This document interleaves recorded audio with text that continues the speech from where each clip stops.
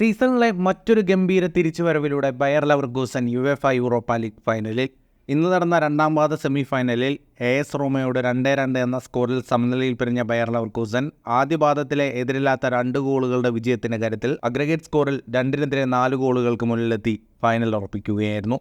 ഇന്ന് 2 ഗോളിന് പിന്നിൽ പോയ ശേഷമായിരുന്നു ലെവർകൂസന്റെ തിരിച്ചുവരവ്.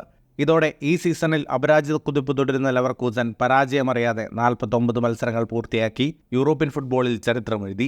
ലെവർകൂസന്റെ മൈതാനത്ത് നടന്ന മത്സരത്തിൽ 43-ാം മിനിറ്റിലും 66-ാം മിനിറ്റിലും പെനാൽറ്റി ഗോളിലൂടെ റോമ മുന്നിലെത്തി. അർജന്റീൻ മിഡ്ഫീൽഡർ പരഡസാണ് 2 തവണയും പെനാൽറ്റി ലക്ഷ്യത്തിലെത്തിച്ചത്. Aggregate score 2-2.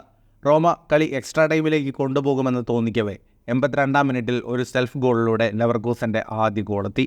അഗ്രഗേറ്റ് സ്കോറിൽ 2-3 ലെവർകൂസൻ മുന്നിലെത്തി. എന്നാൽ ലെവർകൂസൻ അവിടെയും നിർത്തിയില്ല.